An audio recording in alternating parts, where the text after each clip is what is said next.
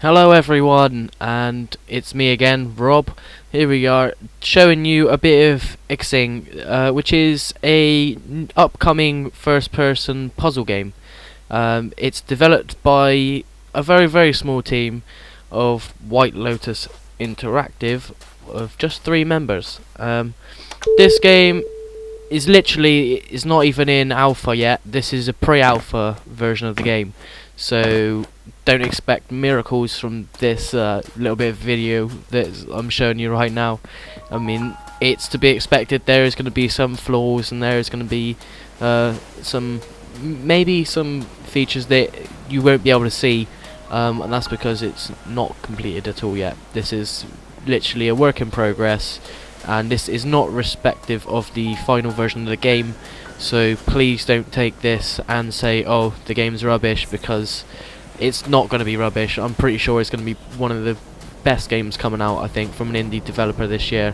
It's due for an October 2013 release, and the team of people that are working on this game have done long hours doing this, and they started this as like a school project or college project, and it went forward to some awards ceremony kind of thing, and it got a bit of recognition from there. So yeah, as you could tell, these kind of like glowy orb things that are sticking out the ground control stuff, so you're supposed to use them to set things off and complete puzzles, which we have got some jumping ones, and I do fail with jumping a little bit like this, and then the game pops you back on the shore, and it's actually put me back on the other side this time, so I didn't have to go and go through that all again. So there we go, and we go up these stairs and we see some glowing stuff. So what do? You walk into it. Now, these kind of plaques that you just saw, if you are looking at them from a different angle, or you're farther away than you want to be reading them, basically you won't be able to read them at all. It's different kind of text. It's very like encrypted, and it's cryptic messages kind of thing, so you've got to walk up to them and actually read them. So we're going to skirt around here because we'll explain more of that in a minute. And there we go, you can see the text change. There is no dialogue in this game, there's no subtitles, it's just poetry and some cryptic messages that are in stone monuments. And this is one of the core features of the game, which you're going to see now, is changing day to night and night back to day again. It affects different parts of the world, so there is, as you can see in a second, some doors that only open at night and only open at day, and I stumbled upon one that only opens in the day, so I still continue to investigate it even though the gate was locked, but I went to go and find one that is open. As you can see, there is some kind of like cool glowing underwater plant environment kind of thing, and I failed again at jumping across, as you can tell, which I think looks pretty cool. One of the best like kind of underwater plant life I've seen in a game. And I realised you could pick stones up, so I started to throw them like that. And there's also like these ball kind of things, or fruit, I don't really know what they're supposed to be, and I just launched it into the sea. I was just going to see if it bounced, but we'll find out in a minute when I find another one. So yeah, we found this little monument thing, and as you can tell, it's got the night symbol on it, so it's only accessible when it's night. So I decided to read this plaque as well, just because if you don't read these, you do miss out on quite a bit, because it kind of gives you like a little insight into the game, and I didn't really know what was going on here. This orb thing just came out of nowhere, and it wasn't like the glowing text thing like before, but I decided to follow it anyway because I think that's what you're supposed to do. And I found like a little glowy door thing which wasn't glowing earlier, which was quite interesting. Basically, you are dead. I know it sounds horrible, but you're dead. And it says your body may be gone, but your life has just begun. In death, you will find yourself on a journey across a series of mysterious islands. You will encounter perplexing puzzles, trapped souls, and the power to change the environment around you. Spiritualism, mysticism, and logic come together in the land of XING, where you will traverse mountains, deserts, forests, volcanoes and more. So obviously this is only a very small part of the game, and it's a very early version. It's not in alpha, it's not gone through any of the other stages of development yet, it's very early. So like I said before, this isn't representative of the final version when it comes out. So they've still got plenty of time to work on it until October, which is when they want to get it out. Basically, you get to go through a journey through the afterlife, incorporating puzzle design with emphasis on environment. So basically what that means is when you get to a puzzle, you need to manipulate the world so that you can complete the puzzle.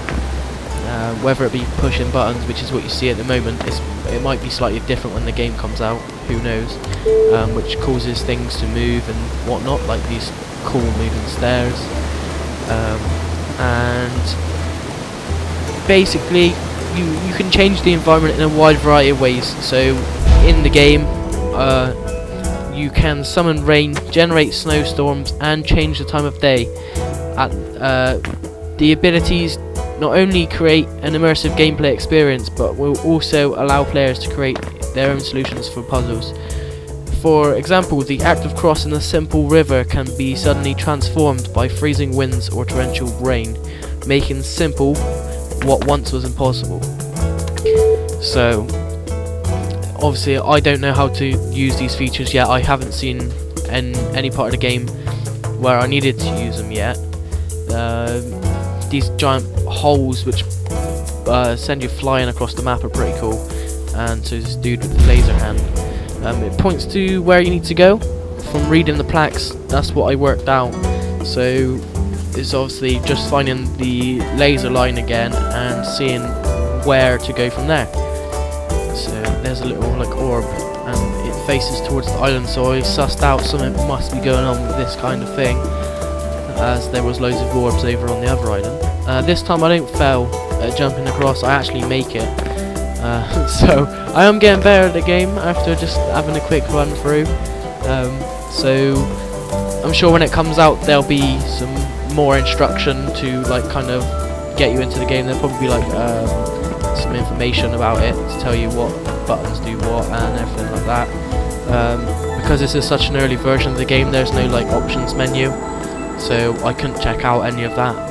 But it's good anyway. It's definitely, you don't really need the options menu yet. You can kind of work out what's going on and follow the game around like that.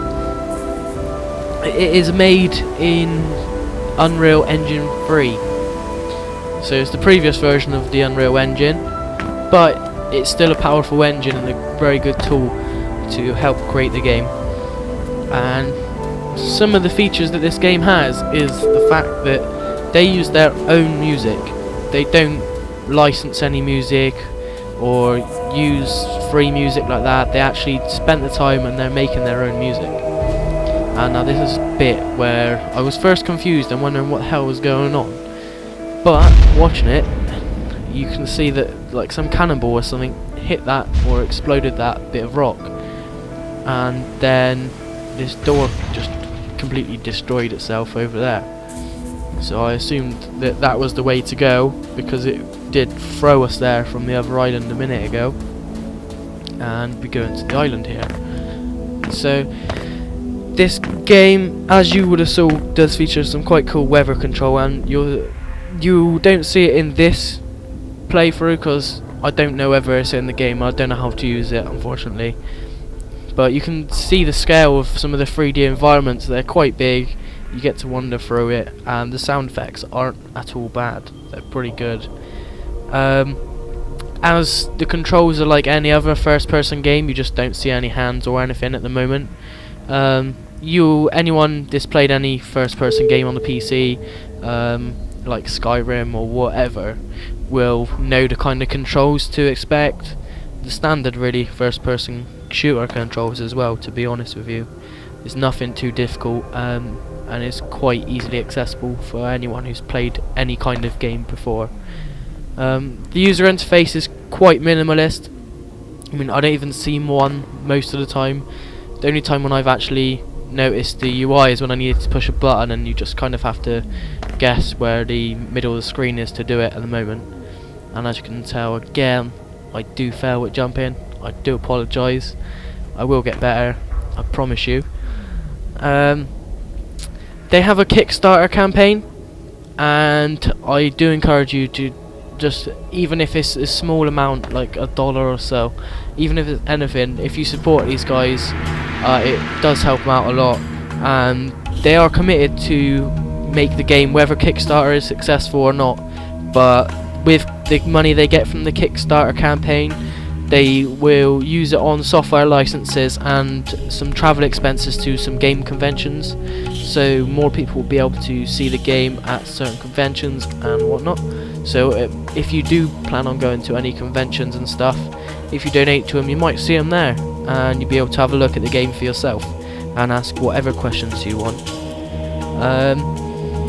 They have a bit of work ahead of them, but they say that they are extremely enthusiastic and dedicated to the project, and that includes nights and weekends. So they do give up a huge chunk of their time to make the game. So it's definitely worth, just even if you can only manage $1 or so, just pop a little bit in the pot. It will help them out a lot. As I said, they're a team made up of only 3 people, and they are developers and artists who love both playing games and making them. The names are John, Corel and James, and they form White Lotus Interactive. Now, the reason they called their company White Lotus Interactive is because in Buddhist teachings, the White Lotus represents the growth and progress of the soul, and their goal is to become a part of the growth and progress of the video game industry. And they work countless hours and devote most of their free time to the making of XING Land Beyond. And as I said, they expect it to be released in October 2013 on the PC, and they're also on Steam Greenlight. So if you have a Steam account, feel free to look it up on there. And also you can go to their website as well, which you'll be able to go onto and see like a lot of the information and stuff which I've told you. And as with all Kickstarter campaigns, they do offer you some rewards and stuff for donating to them. If you donate $1 or more, they will give you some newsletter access, so they'll send you out information about the game. $5 or more, they'll give you a wallpaper pack as well, which is in HD. And if you donate $15 or more, you'll get the full game on release. Now, there is many more options that are on the Kickstarter campaign, and I will put the link in the description. As always guys, thanks for watching, and I look forward to seeing your comments.